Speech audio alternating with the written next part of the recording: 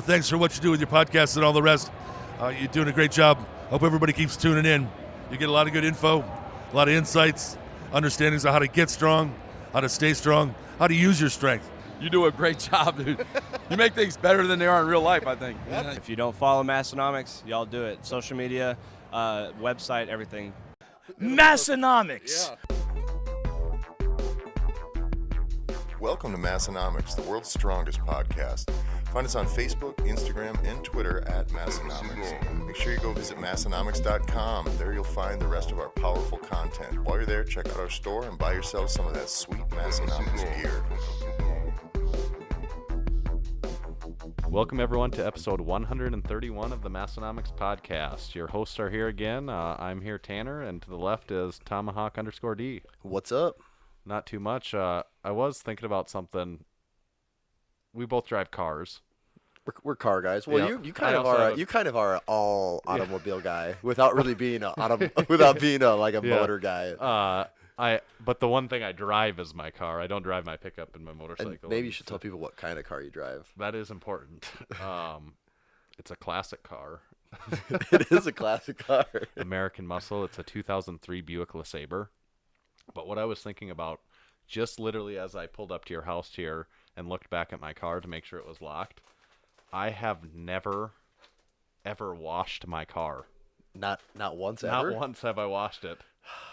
And if you would look at it, you would not know. No, I was going to say, I think that's why Buick makes every single car that they made silver, because you don't have to worry about washing it then. No, actually, I look back, the reason I thought, I was like, oh, it looks kind of clean. And then I was just thinking, I've never washed it. Well, it has rained a lot lately, so that probably is what did it. But, actually, I was thinking of this, it was Friday night. I was helping Ryan do some things, and we were driving by his apartment, and I saw the Buick, or not your Buick. I saw not a the Buick. Buick. You said you have a LeSabre, right? Yeah, And I live the LeSabre yes, life. This is also a LeSabre. I forget because their cars almost all look exactly the same, I feel like. Oh, there's some differences. Well, in yeah, features. I mean, if you're really a up on Century is no LeSabre, and a Okay, LeSabre that is what no it is? Park Avenue. No, Park Avenue. That's what I was thinking of. Okay.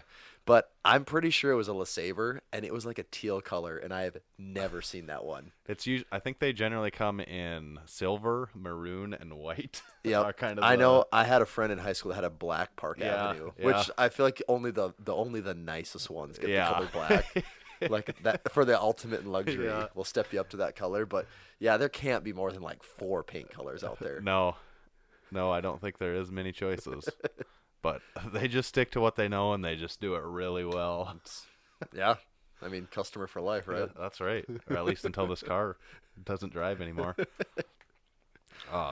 So, speaking of the Massenomics podcast, we're available in more spaces now. Is that correct? We are expanding. After a slight oversight on our end, because we are all just iPhone people, and it's just all we've ever known, you know? So we never realized that we were not in Google Play Music until someone brought it to our attention. And so if you're listening from Google Play Music, I mean, you're probably one of the first people to do that right now, but we're available more places. So maybe you're finding us through different avenues that we weren't on before. Mm-hmm. And not only are we there, but as of what we found out minutes ago, we are also on Spotify. So if you're one of those people that listen to podcasts on Spotify, you can find us there too. I usually don't listen to podcasts on Spotify, but you never know. If you type in the words Massenomics, you'll find some stuff now. I know there's some people out there that do or would, because they've asked before. They've sent messages and said, hey, why aren't you guys on Spotify? And I'm like, I don't know. Listen on the normal one things. That's what's tough about podcasts, though, is you can literally... So we're on iTunes, Google Play Music, we're on YouTube, we're on Stitcher, and we're on Spotify. Yeah. And that's 5 different options at that point. What did you say them again? So iTunes, Google Play Music, Stitcher, YouTube, and Spotify. Spotify, yeah. And our website is And our website, yeah. Actually, yeah. We do have a media player on the website. So there's a lot of options. 6 now. Yeah. So I bet someone will message me now after hearing this and say, hey, you guys aren't on. There's definitely going to be someone that has a platform that we're somehow not on. Yeah. You know, we don't randomly show up on Pandora yet, but Is that a new podcast? Oh, okay. Like, You know, Wonderwall gets done playing, well, and yeah. then just an hour-long episode of Massenomics pops up. it's like those channels on Pandora Morph. It was like Lil Wayne Radio, and pretty soon the Massenomics podcast is like the next option up. People that listen to this station also like this, so yeah, there's still a chance for more channels, I think. Yeah. And then, also on the topic of new things, we have some new hotness in front of us right here. The hottest of newness. And on me. If you guys aren't watching, you should be, so you can see what's going on. But Tanner, I guess, is wearing it right now. It is. Tanner has his bench shirt on. I had to help him put it on. His arms are sticking out really weird, but he wants to be ready to bench the most he could possibly bench at any time. Here we go. Let's always be prepared. But no, we do have the new Massenomics bench shirt in all of its tri-blend glory. Yes. Bench heavy. Big pecs, cash checks. Words to live by. Yes. Words to live and die by, I think, actually. This shirt turned out really good, though. Yeah. It's been a hot seller. You definitely don't want to sleep on it because No. it is selling fast. Like, actually, I wouldn't be surprised if by the time you're listening to this, if you hop on the website and it's still in stock, I would probably hit the buy button right away because probably going to have to get another shipment coming in here. Yeah, pretty much if we don't get another shipment coming in right now, we are going to run out at the pace it's been going. But we'll just drive up we'll mess with the demand and supply a little bit. Yeah. You know, a little economics 101 there. Right. A little price manipulation. It's kind of a tactic we pull on the lift shorts, if you aren't familiar with our lift shorts. Insider tip. So what do you like better, the bench shirt or the lift shirt? If you could you choose? You know, it's kind of like saying which one of your children. you Yeah, like your more. first one or your second one? I struggle with that. I don't know. You know, they both have their purposes, I think. Yeah. You know, it's, One's for lifting. One's for lifting. One's made for lifting, but maybe looks better benching. Yeah. If you had to be really picky with it. Do you think we're gonna see mini videos of people wearing the bench shirt while Well, squatting and see, deadlifting? I was thinking benching about doesn't that. make good videos. No, it doesn't, and that's what I was really thinking about. Is Yeah. that we have a lot of videos of people squatting and deadlifting in the lift shirt. Yeah. And it's, you know, compared to the bench shirt, the camera angles, it'll be interesting to see. Yeah. And it's kind of like Nick at the gym had that hat that said squat, and he'd wear it. He just because it's a hat, he'd wear it to the gym. Yeah. And You're like, you can't Nick, bench Nick, are today." you squatting today? He's like, no, I'm benching. We're like, what are you doing wearing that hat? And it was just like the lamest running joke, but that could be a joke with this shirt now. I think the trick for posting your videos wearing the bench shirt, if you want Massenomics to repost them, is either before you start or after you finish the lift, you have to stand up and face the camera. You kind of Maybe have to, flex, make a motion. or maybe incline benching could get really Yeah, popular again. that's now. true. This will be the shirt to push it into the mainstream again. It like incline dumbbell would really be good. That There's no bar actually, in the way. yeah. Like I want to see people start tagging us in your incline dumbbell max video. outs. Yeah, max out. Larry Wheels does it, so this is your shot So at it must be smart. yeah. This is your shot at being featured in for tens of people that like lifting videos. It is a really nice heather blue color though. Yeah. So we can't our almost our sequel to the lift shirt ended up kind of coincidentally being a blue shirt again, but it is a very different color blue shirt. Mm-hmm. If you hold up the two up next to each other, they're You could say that the lift shirt is more of like a Carolina blue, Yep. where this is it's like a heathered royal. I think that's royal. actually the name of the Heathered color, royal. heathered Yeah. royal. Yeah. So you can have another blue shirt. Yes. You probably already have 50 black shirts anyways, you know. Exactly. So we try to do something a little bit different. Yeah. So that's what we did. So the main topic of today's episode, we're going to do something a little bit different than what we've done before. Not completely different than what we do all the time, but just just, a little slightly different than what we've done before. We're going to do an event preview show. So still all the speculation you're used to. Just And guessing and like we're still ill-informed. completely in our wheelhouse there. Like nothing has happened yet, so we can guess almost anything. It's actually but- best to do it now because normally we talk about things after they happen and we still don't really Yeah, know we exactly still what have happened. have a high level of speculation, but now it hasn't happened, so we can speculate almost anything at this point. And we even have some we did some upfront prep work on this one, so we have more people to speculate with us. Yeah, so what we're previewing is one of the largest, most popular most interesting powerlifting meets of the year. And this is Big Dogs 3 is what's going to be coming up. The date of Big Dogs 3 is going to be, I think, October 14th. I'm going to also pull up our info on this here too. So we did do a little bit of homework on this, so we have not pure speculation. Okay, here we go. Okay, I was wrong already. Okay. Oh, no, wait, it is. Okay, Yeah, the event is Sunday, Sunday, October October 14th.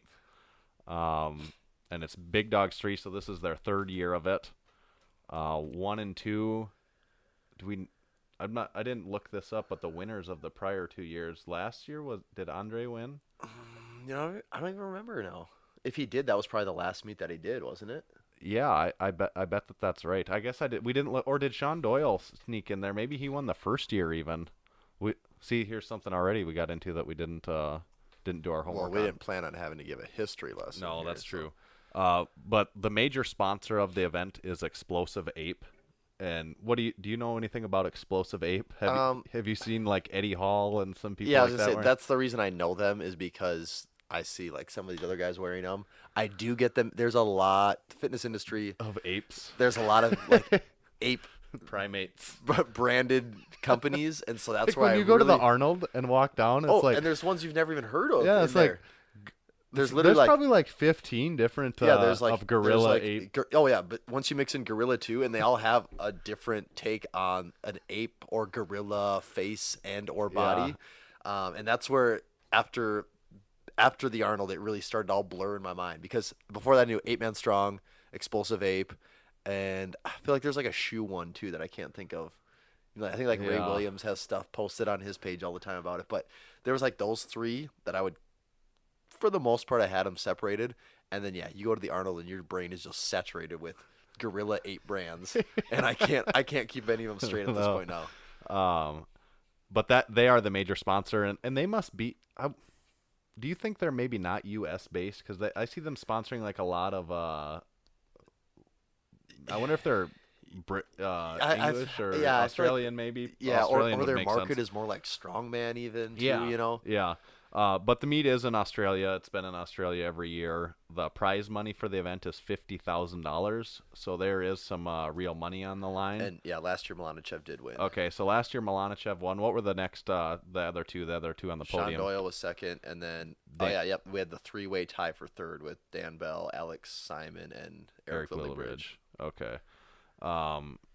So Andre is the reigning champ, and I would venture to say that Andre won the first year too. We don't need to necessarily look that up, but let's just take a stab in the dark that Andre won the first year also. I think that's a pretty good educated guess. Yeah. But they stand to win $50,000 on this. So this is one of the few events I'd say with the Kern U.S. Open, and I mean those are probably the 2 big money meets. Is there any other ones that are?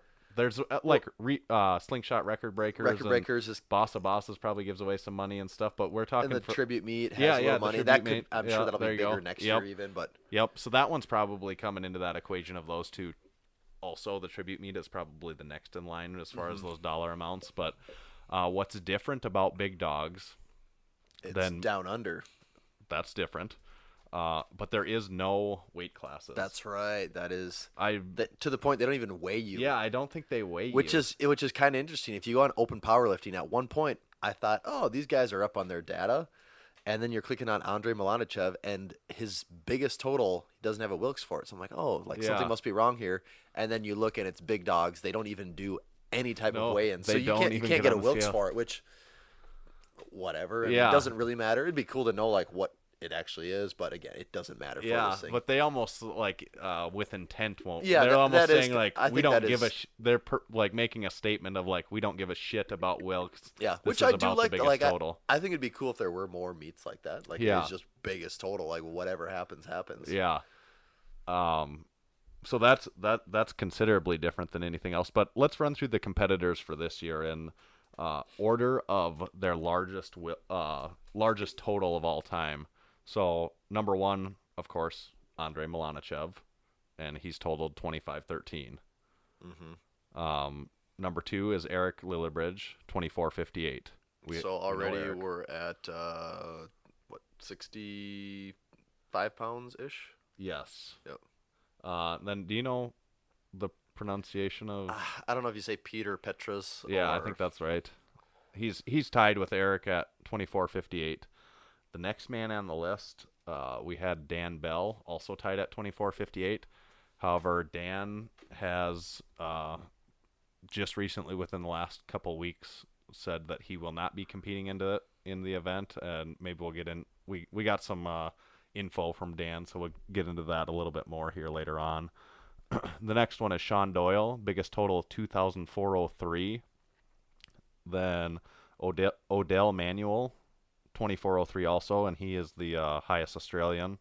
Mm-hmm. I guess I didn't mention Peter Petras is Czech. Yep. Did you know that? Or? I didn't. I knew he was from Europe somewhere. Okay. I didn't know where. Okay. Though. And Andre is Russian, of course.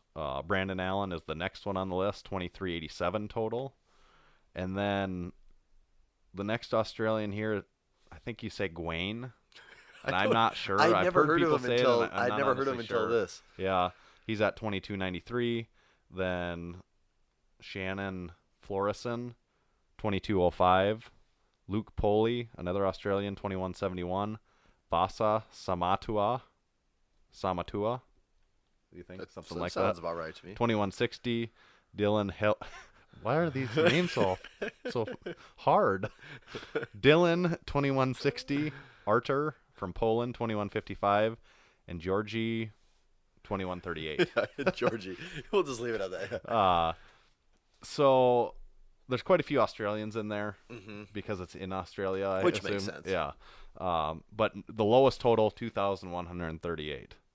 Not a low total by any means. But the highest total, 2,513. Look at the discrepancy. So that is there. where, like, already, I don't even know, like, if, like, you got to assume, like, you can't assume that everyone's just going to have their best day and hit their best numbers, because not everyone is going to do that. Right. But, like, if you're not within, like, that 5 to 2% mark, yeah, you almost think, like, these guys are good enough that someone's going to have a perfect day. right. So yeah, that also would make it tough to compete, I feel like. Yeah. Not knowing that you're at least within 200 pounds of the top. And so how many is that? Dan Bell's out. So we have 1, 2, 3, 4, 5, 6, 7, 8, 9, 10, 11, 12, 13. 13. So I would say this has probably been the biggest year, the most competitors that they've had in there. But boy, when you get down to even the last 1, 2, 3, 4, 5 guys, they're probably, unless they're going to have massive PRs, they really are going to would have a hard shot of ever making a podium on that, don't you think? Because even it's pretty tight. Andre is definitely the front runner, but then with that 2450-ish area, you have 1, 2, 3, 4, 5, for sure 5 guys that are within range of that or have done it, and then the sixth one would be Brandon Allen, who's at 2387, and at that point it's just making a lift or two, and then you're all of a sudden you're right back up to that 2450. So there's like 6 guys that are pretty much in that 2450 range already. And that's what I would say. I'd say there's 6 to 7 guys that probably have a shot of making the top 3 podium in this. Mm-hmm. If I was just to go on my educated guess. Very speculative, educated guess. So the first thing I'd like to talk about is who isn't in it that we would like to see competing in this, because so this is the biggest, strongest powerlifters in the world going against each other. So we kind of did make a list here, but who do you pop off on that you would really like to see competing in this? So I think the first two, I think most people would say this, is probably Halfthor. Yeah. And Eddie Hall, it's hard to say where he's at for sure with things right now. But, at his prime, it would have been sweet to see him at this, 2 years ago when he was making that, or a year and a half ago, whenever it was, he was making that world's strongest man run. At this point, you have to assume he wouldn't have the same strength that he did then. It'd be really hard to, believe that it would be. He doesn't have the same. I don't know. There's no way. He's don't not know as how strong it as he could be. was at that point in time, right? But Halfthor, on the other hand, seems is to just kind be of at getting his better, peak. better every day. So that would be really, really cool to see, and I think that everyone would agree with that. Yeah. I don't know who would be like, oh, I don't want to see him in the meet. Yeah.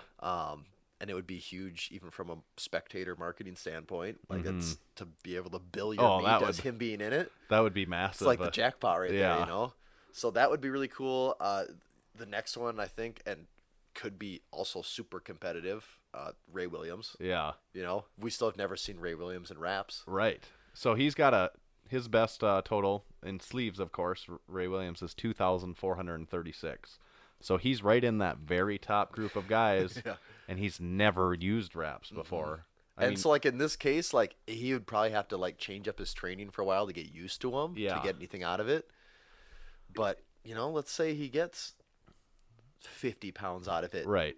He has a really, really ridiculous squat again. What if 2436 is all-time best total?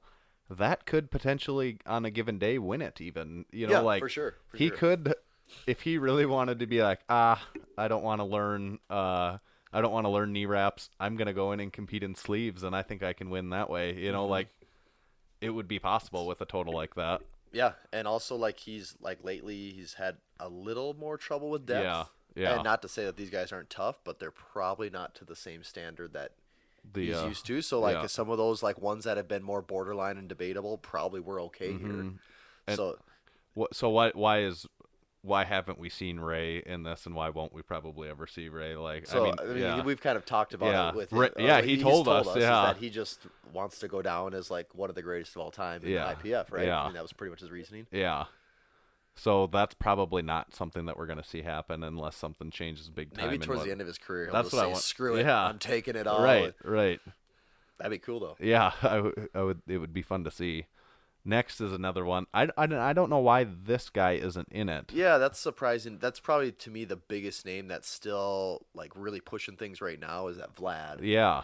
And however you say his last name. Yeah, and he's got a 24.58 total, so he's tied with Dan Bell, Eric Lillibridge, I think, at that number 2 spot. Yeah, all those other guys. And he wasn't in it last year either. No. And he was probably just, like, on his comeback at this point in time last year. Yeah, because he's kind of been back on the scene for, like, what, a year Yeah. year and a half now? Right. And I guess I'm not sure why he's not doing it this year. You would think he would be, but I don't know why. Someone tell us. The next, of course, Zahir. He has a 24.53 total. So again, a total that's right in up there with the very top of the guys. And I guess that maybe we'll get into at least the meet director's opinion as to why he's not in there. But for what you need to know, Zahir will not be competing in it this year. Josh Morris, 23.75. USA guy, lift shirt wearer. He just tore his other bicep. Oh, he did? Yeah. Oh. Why he wouldn't have been in it this year is because he tore his bicep, I don't know, maybe 6 months ago or something like that. And he was just getting back into lifting relatively heavy, and he tore his other bicep on deadlifting. And this was just like within the last week. So That would just... I mean, it is not even a year apart of coming back from the other. Oh, that would be rough. Like, yeah. Man, I don't even know what you would do, like, mentally to just... I know. That'd be tough. So he's going to have to, I mean, in order to be able to continue deadlifting, I don't know. He doesn't seem like a man that's built super well for hook grip efficiency, but... So it might be, for his livelihood, he might have to at this point. Then JP Price, 23.64. He's a little bit hurt right now, I think, too. He made a comment about that, I saw. I don't know what exactly his injury is, but I asked him what his next meet was going to be, and he said he didn't know for sure yet. That's still working on recovery. And then the last one would be another really interesting one, which I'd like to know why he's not competing in, is Kirill Serchev. So does he do meets outside of his own? Yeah, outside of his own. He must. I don't know. Yeah, he probably has at some point. I don't know if he has in the last several years. Yeah, I guess I don't. When's the last time he's done a meet of any kind? I guess even year. Yeah, maybe 2. Yeah, because he doesn't do a whole lot of meets either. No, I'm sure that last one he did is that total that we have there, that 23.64. Probably, and yeah, that was probably the one where he benched 7, whatever it is. Yeah. If you could take the top 6 guys in that list of the people that are doing it and add in these 7 well, more. You have like the absolute who's who of like that. That's like kind of a dream meet. Yeah. That would That's actually a meet that you want to just like sit down like with your friends and watch, because every person that comes up, it's like, oh yeah, this guy. Yeah. Like it's never like, who's this guy now? No, like, it's everyone would be. I mean, I think if you could assemble a group like that, you could get sponsorship behind that to put out it seems several like you could. $100,000 in prizes. Yeah. Don't you think? Yeah, but the thing is, it's always so tricky with like injury. Like the weights these guys are moving. I don't think it's unusual that if you did have, the list that's there right now, and then like these guys added in, to still have 2 to 6 guys drop out just from injury in the process. Yeah, and that's Dan Bell this year. He was a podium finisher last year, had an injury. Now he's not able to do it. They'll probably be out of those top 6 guys we said, 1 or 2 of those guys will get hurt like in this meet probably. I mean, probably, maybe not severely, but like to the point where they can't put together put together their real total. So that is the that's what makes it tough with sponsors too, is to know like it's like booking a heavyweight fight and like you don't know if the heavyweight's gonna make it in. And at that level, the risk of injury is so high too. It is, absolutely. What about the meet director Markos? Are you familiar with that name? He's made the comments before about Half Thor. See, I just remember reading those comments. I'm not really familiar with who he is outside of that, but I know he's had some comments out there about things. And I don't know his background very well. I know he puts together this meet and maybe some other meets in Australia. He's from Australia and puts together really big powerlifting meets. And I also think he runs a gym maybe there in Australia too. But we did ask him a few questions about the event as the director, and he's tied to it about as close as anyone possibly could be. But first one we asked him about was predictions for the meet. And do we want to read all these verbatim or pick out the highlights here? I don't know.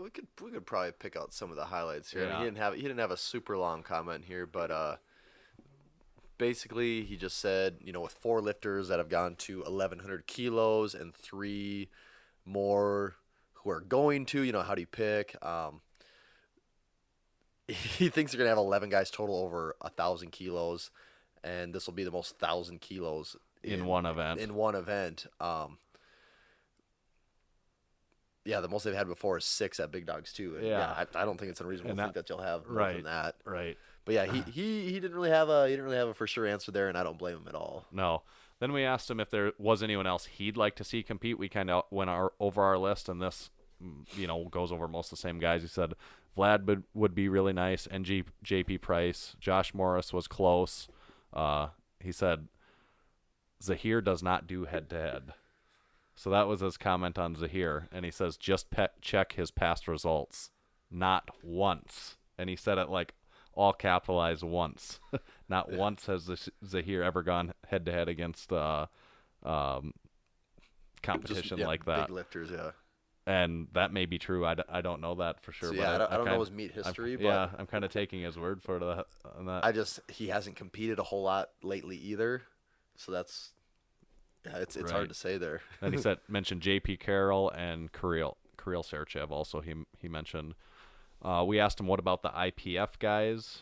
You think any of them would ever come? And his response was that he invites Ray, Jezza, and Blaine, and Kelly every year. So Ray Williams, Jezza, Uepa, Blaine Sumner, and Kelly Branton from Canada, which I hadn't thought about all the other guys, but after he made that comment, I was like, yeah, I would really like to see all 4 of those guys. Those would be a great one to add in too. For them, probably the biggest thing too, outside of just, this is different than what they normally do, is that I forget the exact rules, but aren't they probably going to be facing some type of suspension time if they do a meet like this? I think they can't compete for a year, probably. Is that what it is? Because Dennis Cornelius. Yeah, because he's doing the jump. But he's back in. He's doing. Oh yeah, he's going to do single ply or the classic. Is he doing single ply? Okay, that's what I saw. Is that he's going to do those nationals? Okay, but yeah, he's back now, eligible to be able to go back into that. Like he took a year. Yeah, because he did the U.S. Open. Yeah, and then he did a couple others, I think, and now he can go back apparently. Which seems like really dumb. Yes. But yeah, so I'm sure that's probably one of the bigger things with them is, when they're chipping right at the top. Yeah. To have to sit out a year and watch someone else come in and win, what they have a really good chance at having. Right. Probably isn't what they want to go through with. Right. then we asked about the strongman. I told Markos we had seen Thor's response earlier, but just wondered if he ever thought any of the strongman, like him or Eddie or any of them, will ever do it. And shortly, his opinion was no, but he did make an interesting comment about this. He said he talked to Eddie prior to the very first big dogs, and Eddie asked him if 1,000 kilograms would win it. And Markos explained to him that it would miss the podium. So he's making a stadium like not even close. Yeah. And then his comment then is, I was right. The thing most don't know is that Eddie dropped 380 kilograms in a meet. His grip is poor, and he doesn't pull without straps. He knows this.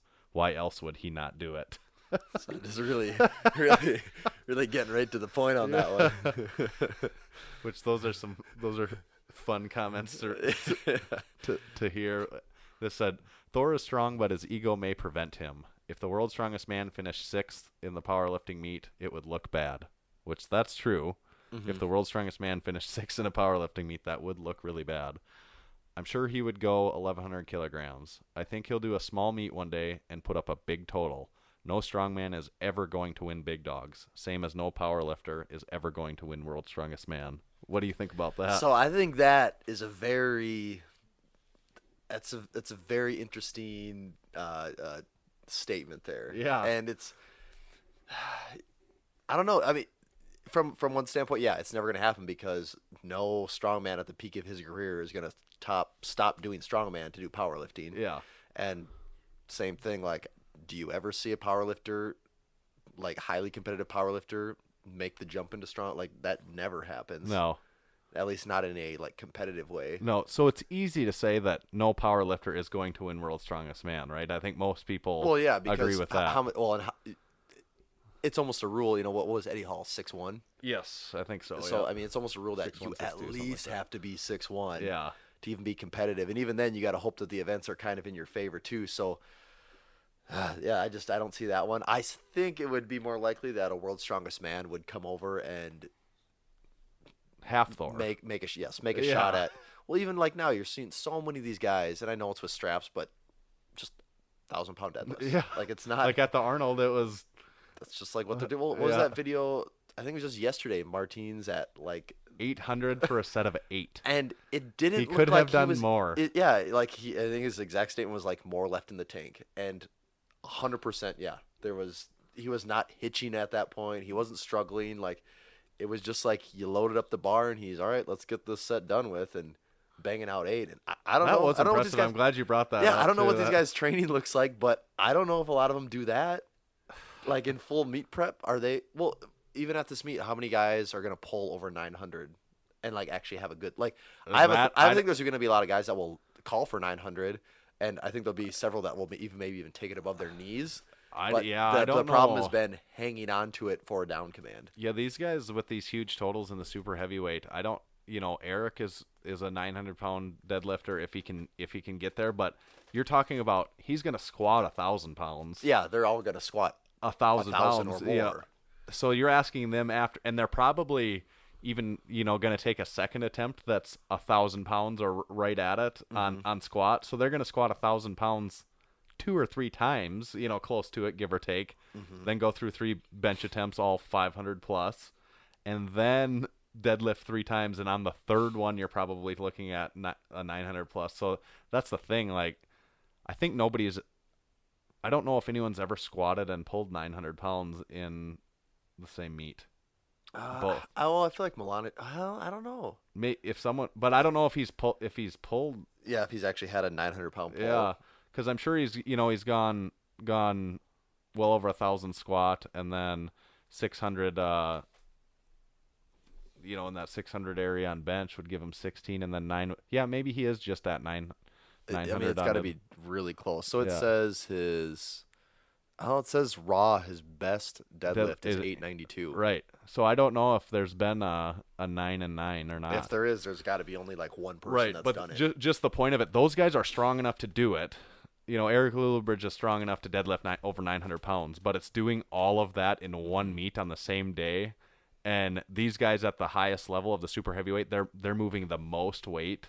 Mm-hmm. So it's so taxing. I think it's more taxing than a 180-pound guy.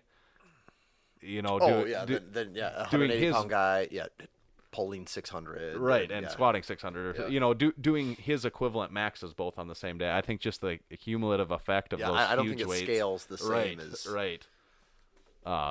But it'll be interesting. It also to see. does bring up the point too, though, with strongman. A lot of times when these guys are doing whatever crazy deadlift they're doing, they've done 1 or 2 events earlier, either that day or even multiple events the day before too. So they're almost never going into their deadlift events at like peak performance. That's why you'd say someone like Halfthor you'd think is pretty well conditioned to come into something like this and perform pretty well from start to finish. Yeah, I mean that's not an unusual day to do. Even Eddie Hall, for that matter, who isn't in strongman, isn't necessarily considered a super high conditioned athlete, but maybe compared to a powerlifter, he is.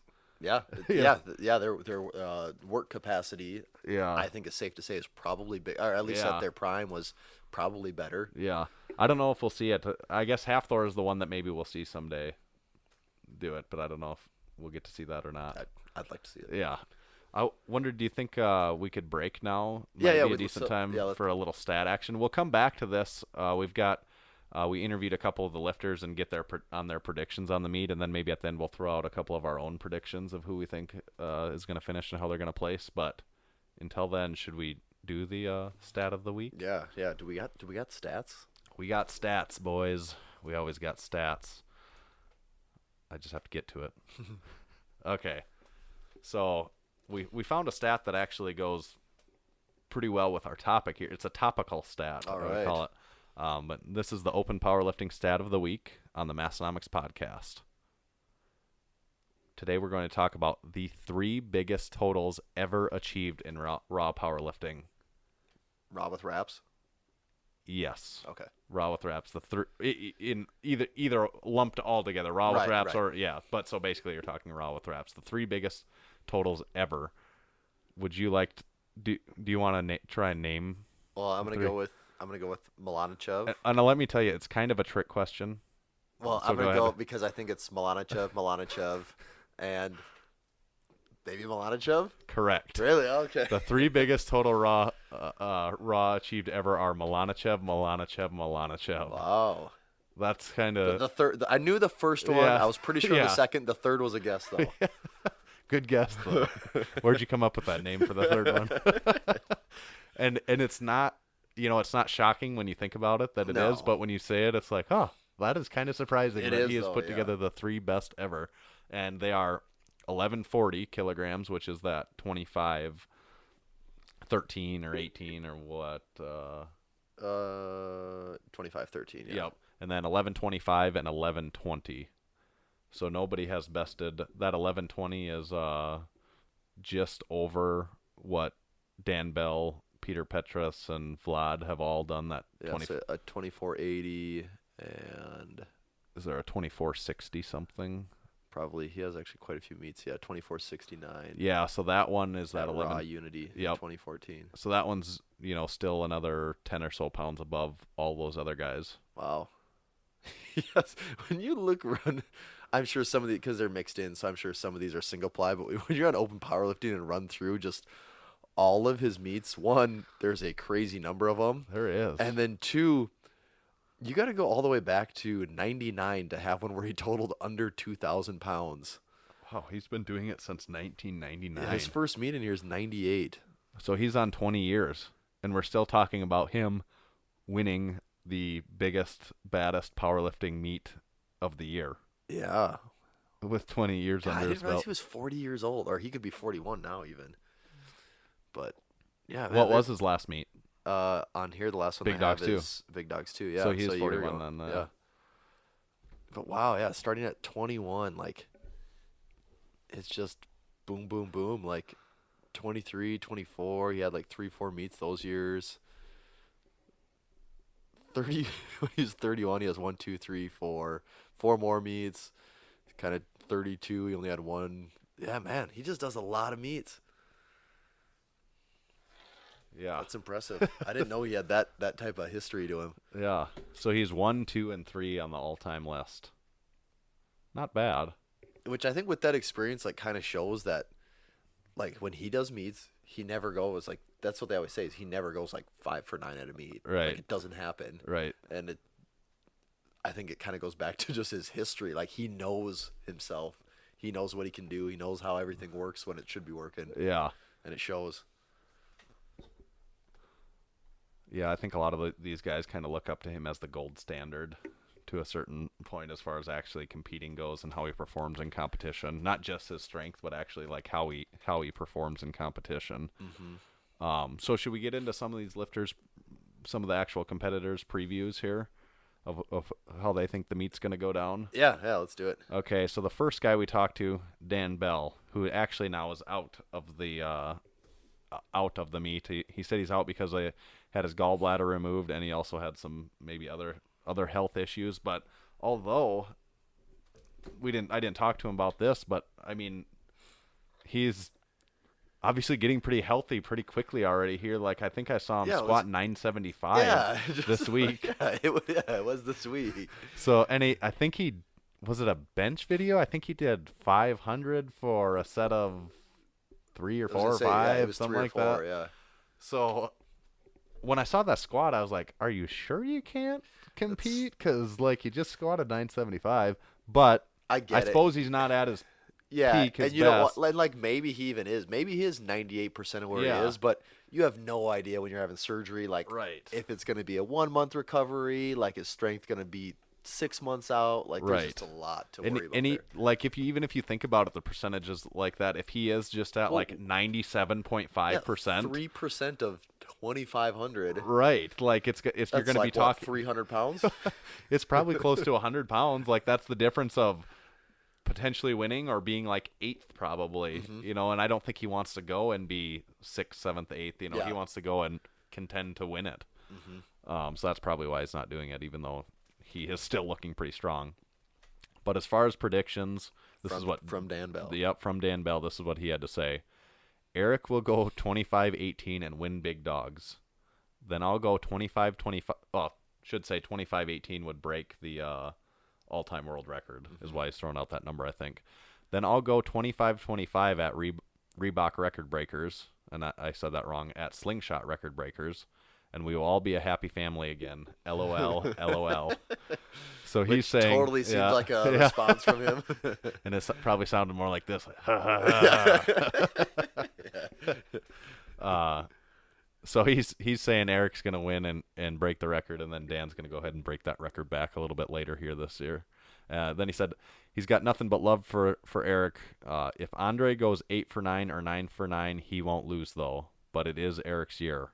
Andre is the only one that will could change him from taking first place and the biggest total ever.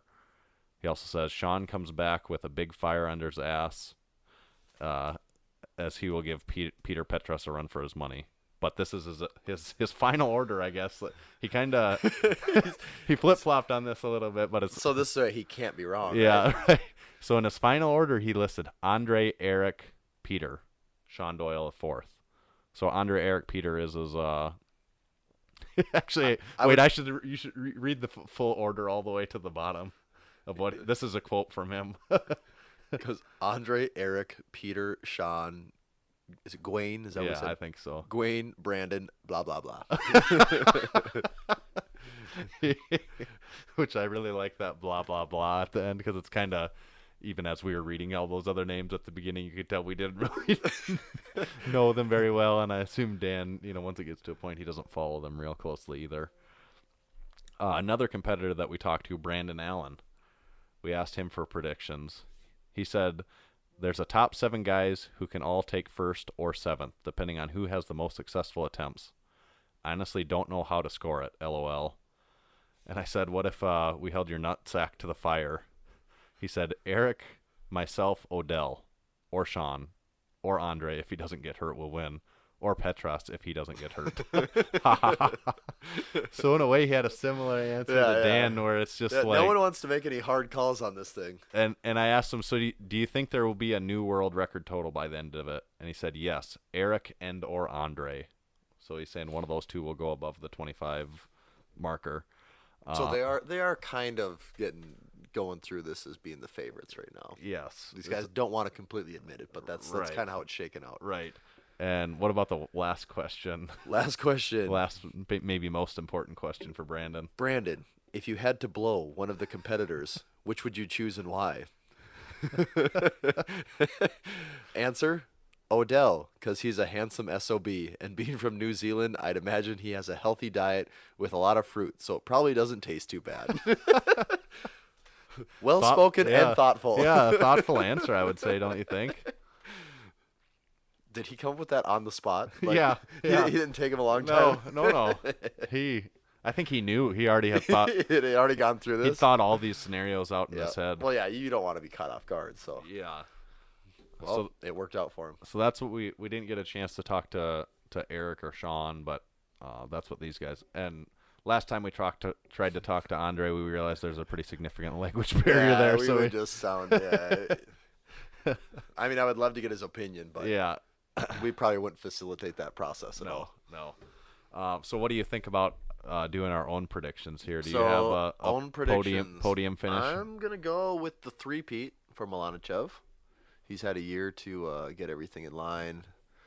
Helped him squat at the Arnold, so I think that my assistance has really came in. Yeah, to give him some tips. So that's been boosting him here.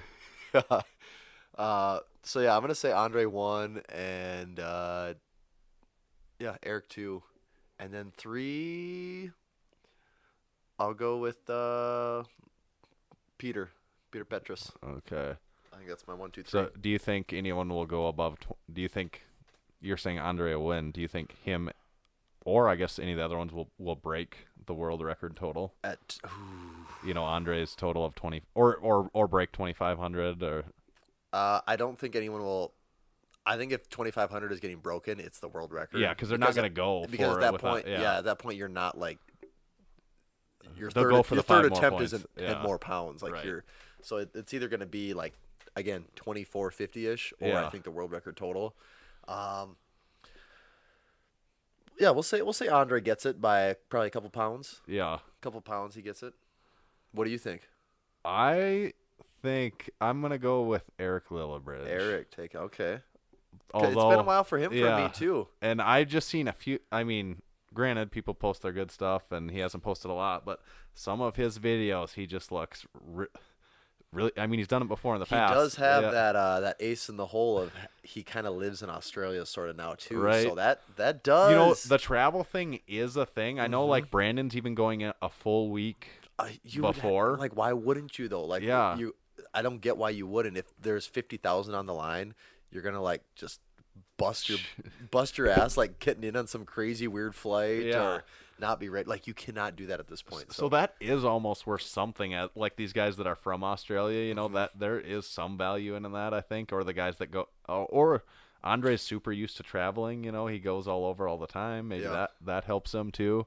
But Eric's issue, I think, will be his grip on his deadlift. Yeah, well, it always is. That's right. what it comes down to. So I don't know. I just for some reason I'm going with the feeling that that's not going to happen. I think if he pulls his third deadlift successfully, that'll win. That's what it would come down to. If he could successfully pull that third deadlift. I mean, that's probably true for a lot of these guys, but that's what I think. And then I'm gonna say. Yeah, I'll say Milanichev second, and then I'm going to go with Brandon Allen in third. I just think he's been getting quite a bit stronger. He has. If he's not in third after this one, I just projecting him at being in top 3 next year, assuming he does it. Right. Like, I'd be really surprised if he wasn't. Uh-oh. Might be losing Are we camera losing power. video? Yeah. Oh, no. I'm going to have to just do something about that battery. It doesn't last very long anymore. So if you're watching... Sorry. Goodbye. So long. You'll get to keep listening though. But that's what I think is Brandon Allen third, and I think Brandon's gonna squat 1,000 pounds. He's never done it before. I think he's gonna do it. I think that's gonna happen. And I think he's gonna bench just shy of 600 pounds. So I think he'll be at close to a 1,600 pound subtotal, and then I think he's gonna deadlift, like 880. So I think he's going to be at about 2480.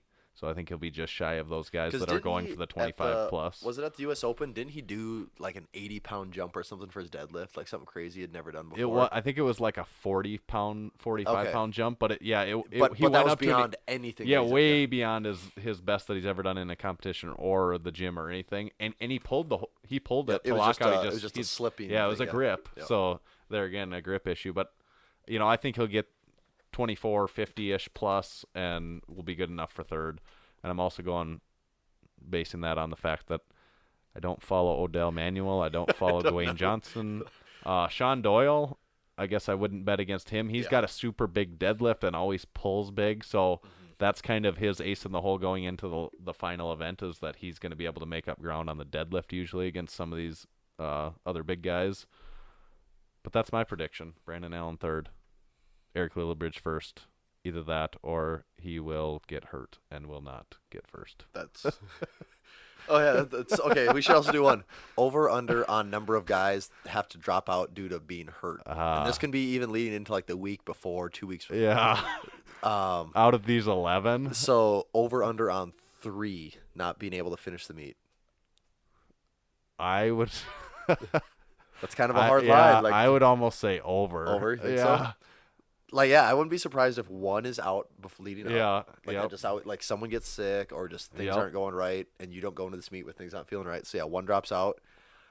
3's probably a good number. Yeah, that's why it's still, yeah. And yeah, 2, like one guy is gonna have some quad thing happen on squats. Yeah, so I mean, with this many people attempting 1,000-poundish squats, people will get. There's always some quad or hammy Yeah. thing, and then bench comes around and something doesn't feel right in a pec, Yeah. and then it's like, well, screw it, deadlift isn't gonna be happening. So it really will be whichever it's like a war of attrition. If one of those top 6 guys can go through and not get hurt at all, like just be able to lift their potential, like their non-injured potential, it'll be hard to beat them.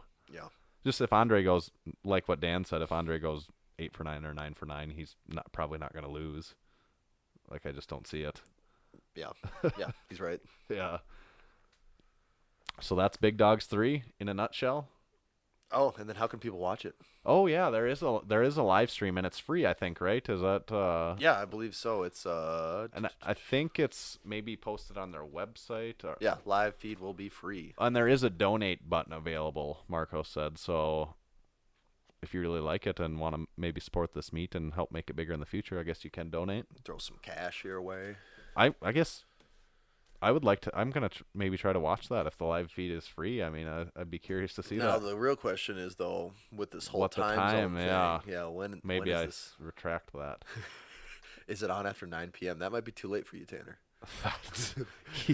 That'd be like my Saturday night late. Like weekday late could be like 8 p.m. Actually, we might have to stop right now. Now that I look, it's you'd have a past my better bedtime. chance of it being on at like 4:30 in the morning, catching Yes. it than like at midnight. Yeah, 5 in the morning definitely I could hit, but Yeah. Midnight.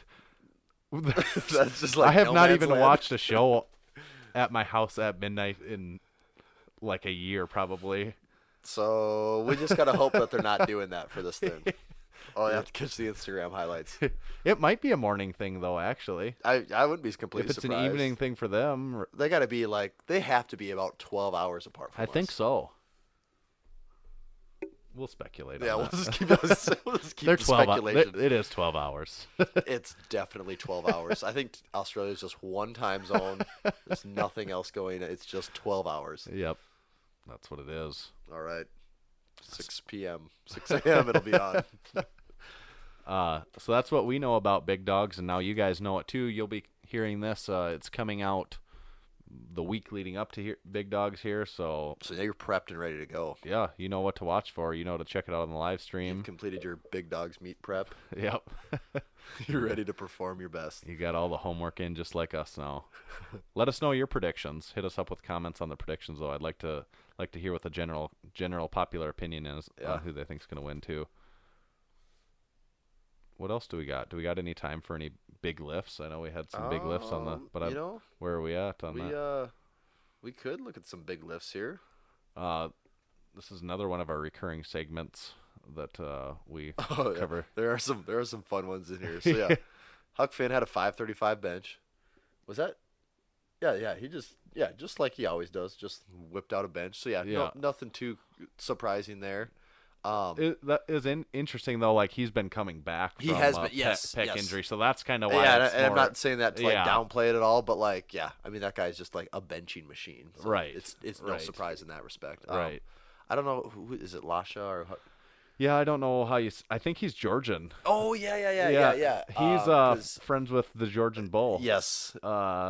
Constantine Janashia. Yeah, I saw he had all strong people come from Georgia. At least two pretty strong ones. And yeah, the 264 clean and jerk, which that's got to come out to like 580-ish. I think that. I wonder if it's like 585 or what would it be? I'll tell you. Getting the real numbers here. 582. 582. Wow. Yeah. A clean Seems and like hard to jerk. comprehend. Even. Yeah. Like imagine, that's a decent deadlift for your average gym goer. Yeah. You And know, now 6 you're- that's we're talking 6 plates. Yeah, the old 6 plates overhead. Yeah. Wow. That is pretty crazy. That is. And I don't know if that's a unofficial world record or official world record or how and why they even make those decisions, but Yeah.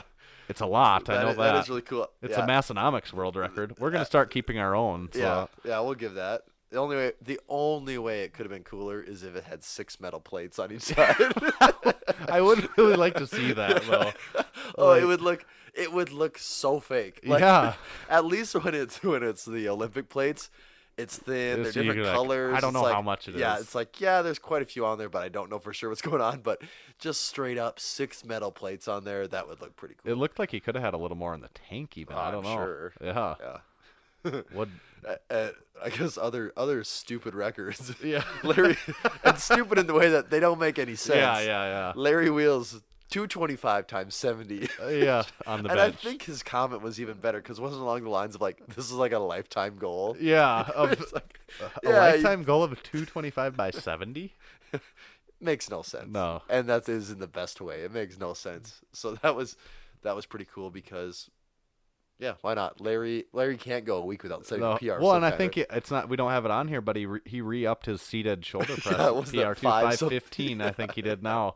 515 pounds on a seated or a super high incline. Yeah. You know, we press, could whatever. almost change this segment to just what's Let- Larry doing yeah. this week. But yeah, I like to see that. I hope that keeps going.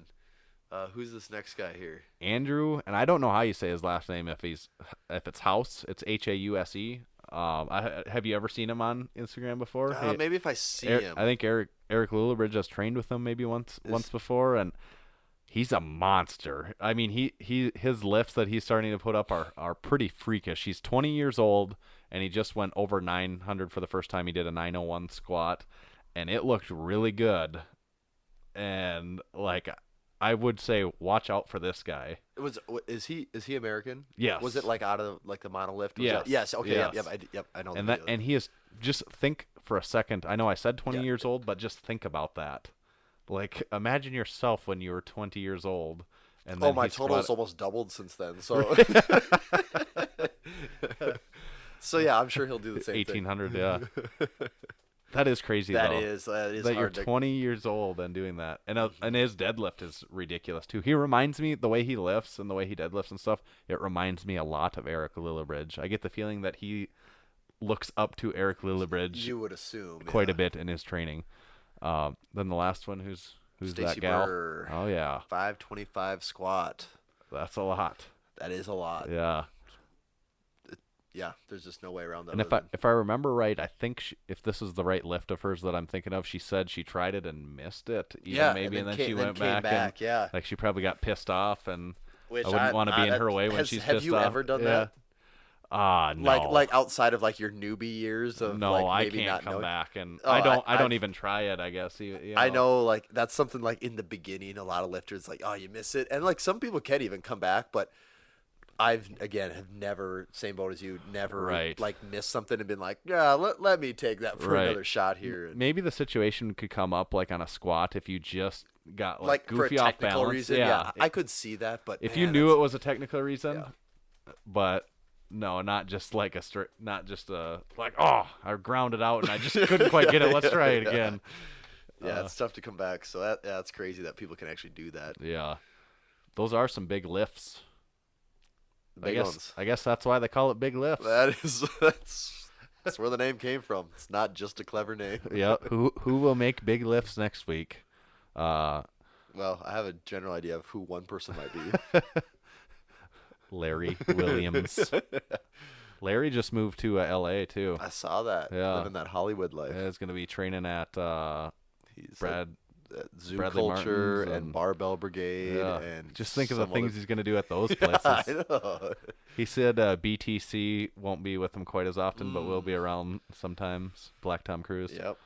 Hopefully that doesn't negatively affect his performance. His name, do you suppose his name is Tom Cruise then? I or think not? it's probably Black Tom Cruise. I think his middle name's Tom. First name's Black. His parents were really thinking on that one. They were onto something there. That's what I want to think in my head. Yeah. That's big lifts. Do we got anything else that we have to get through here today? I don't know. Do we have any reviews or anything? Yeah, we do have a couple of reviews. And let's do that segment that we haven't done before. Do we have time for that? What are we? Well, we're at 59 minutes. Okay, we got time for a couple of these. I've been This wanting is to start this one. Debut of a new segment here. We're going to do a lot of segments here on Okay, this podcast. you ready for it? Yeah. Best Instagram / YouTube comment of the week.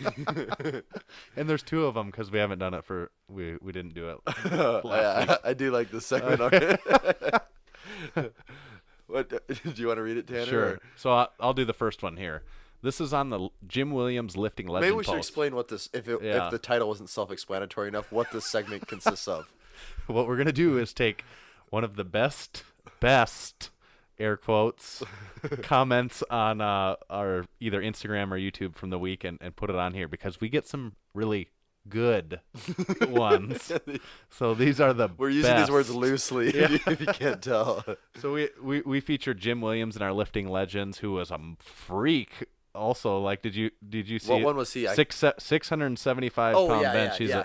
a That enormous could- black man that could allegedly 60. dunk even. Yeah, 340 pounds. And Yep. that's allegedly. I'd never is heard of probably a him, and fair word. I enjoyed reading those stats. Yeah. But one of the comments on this direct quote: "Pathetic compared to any pro strongman today." Serious comment. Thank you. I didn't include the names of the people commenting on these to protect. The names have been changed to protect the stupid, but It really wouldn't be that hard to find out who they were. But, pathetic compared to any pro strongman today. So many things of that not making sense. Yeah, you can't. Wasn't even a really, strong man. you Strong can't man make didn't sense of it. exist. Yeah. You can't make This guy was a sense of it. bench presser. Okay. So the next one. Okay, on the next one, this is on the Bill Kazmaier Arnold interview, So which this is off we our talk YouTube about channel. a lot Yeah. on this show. So if you haven't, you just need to go watch it. And if you have watched it, you should probably just brush up on it again because you don't want to forget that thing. But so the comment goes, "Okay, cut the BS. The world's strongest man, hands down, was Samson. Of course, he had help from above, but there is no comparison. I imagine Samson would total about 3,800 in 3 lifts. More if he wanted to. I seriously doubt Samson had a normal body and organs. So I really want to know how this person comes up with the 1,300 approximately for each lift for a total of 3,800. And more if he wanted to. But he seriously doubts Samson had a normal body and organs, which, if you don't have a normal body, it gets tough to judge, Right. I don't know if that guy is it really even has in thought this through. right federation? Like, can he compete again? That's what I wanted to know. Where he could total 3,800 more if he wanted to. Wouldn't he want to if he was doing This is like the classic time of like in math class when the teacher's like, show your work. Like I want to see the calculations out on the piece of paper for how we arrived at that. And then more if he wanted to. What situation more than a powerlifting meet would he have to want to lift a larger total? Well, 1, through God, all things are possible. I guess I don't know. I didn't when we put out the interview. We didn't caveat with this. Maybe we should have that. Like we're assuming all like maybe supernatural, or maybe even just from like the 1900s on, like or like even like the the AD? I was gonna say AD. Like in the loosest terms, AD on. So yeah, I guess we weren't factoring in Samson. They got us there. Maybe Fair we'll make enough. an article about that one. It should be one. We do have a podcast review here too. Well, let's hear it. Yeah, it's 5 out of 5 stars from Let Me Fade Va. Massenomics is numero uno is the title here. Came here because I heard it was the most informative catch-up and Netflix suggestion podcast on the internet. I wasn't let down. Already watched Evil Genius and halfway through Staircase now. Going to go buy an economy-sized jar of ketchup after work and attach a pump in memory of Tyler. Also, my total has gone up 30 pounds since I began listening, but that might be because I listen to the Jug Life as well. I'm betting on you, though. Thanks for being fun. Awesome. Very good or review. It could be that ketchup pump too. I like the In memory in of memory ketchup pump. That's really good. I like to talk about Tyler not like he's moved away, but like he's dead. like he's like he's passed on. He's gone to a better place. Yeah. And you can take with that to be whatever you think it is. Yeah. There was one more that I did want to get to here. It wasn't a review. But From now on, when I see a ketchup pump, I'm just gonna think of Tyler. I hope where he's at now, he probably has tons of ketchup pumps all around him. Unlimited ketchup pumps, just people spraying them on him all day. Yeah. This one's from Tim Hildebrand. He couldn't leave review. It wouldn't let him, so he sent me an email review. Which, and I said, hey, we'll do it. If you guys really, really just can't get the iTunes thing and you still want to get a review out there, just email Shoot it us over. an email. Yep. We'll gladly read it. Or any just comments in general. Send them, we'll read Or them. buy something from our store and you can leave a comment there. Yeah, there is a comment field when you place an order. Write whatever you want in there. Yeah. This subject is shirts to Canada and iTunes review. Hello from Kanukistan. Just got my shirts that I ordered and very impressed with the timely delivery. Holy fuck. Not even a week into Canada. Seeing as how I do not have an iPhone and I don't use iTunes to listen to your podcast, I had no way left to leave a review until today. I went on to iTunes on my computer and found the Massenomics podcast, but there was only one review there that I could see. I found that a bit weird. Just curious to see if you guys got my review or not. No, we did not. Anyway, love the shirts and the show. I live but a few hours north of you in Canada and at some point intend to come down there and check out the gym. Till then, I'm going to keep listening and working on getting stronger. I'm sure that I will be at least 50% stronger tomorrow in my lift shirt. Thanks again. I Good like review that. from the Canadians. I like that. Taking advantage of our flat rate Canadian shipping. Which I've heard goes over pretty well. Yeah, they get it quick, just like you said there. Fast delivery. I mean, it probably helps that we're pretty close to it already. Yeah, that's true. It doesn't have to go all the way across the country in the That's first true. place, but just one of the benefits we can pass on to you guys. One of the many benefits that we can pass on to you guys. That's right. But does that kind of wrap us up today? I think that has us kind of wrapped up. This package is wrapped Ooh. and ready to go. You know how I like a nice tightly wrapped package. Like, That's just something about speaking it. of the gift. So that will probably do us. Check out, most importantly, we covered it at the beginning. I think we should cover it again here. Yeah. The We newest. cannot make this clear Yes. enough. Yes, the shirt that I am wearing. I don't know why I was just about ready to look into the camera. Or, I was going to say, instead. why we're pointing and talking at the camera when it is definitely a black dead screen looking at us. But anyways, nobody can see it even if you are watching. But the new bench shirt, it's my new favorite shirt as of right now. It's my favorite new shirt. Yeah. I'll say that it's my favorite new shirt. Yep. But check that out on the website. As of right now, we've got them in every size from extra small to 3XL. So get yourself one. We've got basically everything in stock now that we sell a lot of. So all the different lift hats, the lift flex flasks, our different flex flasks, our regular Massenomics hat, the lift shirt in every size from extra small to 4XL, the lift banners. There. Oh, yeah. It's all there. Huge life banners, the big banner behind us, it's all there. So check that out on our website. When you're on our website, you can sign up for our newsletter. I think maybe pretty soon we're going to have a newsletter going out, so I would sign up quick before Some that deals, newsletter. announcements, excitement. All the that. good things. Facebook, you can subscribe to us on Facebook when we pump out articles and the podcast. We filter all that through Facebook. Our YouTube channel, all of the podcast, at least three-fourths of the podcast will be there in video. So check that out there. Buy some stuff so we can afford a bigger battery for the camera. Or at least maybe we could pay someone to like stand back there and change batteries or something like that. Or just plug it in when we record too, I guess is Wait, that would work. always an option. Electricity. That Thomas Edison was really thinking. Yeah. So I think that'll do us though.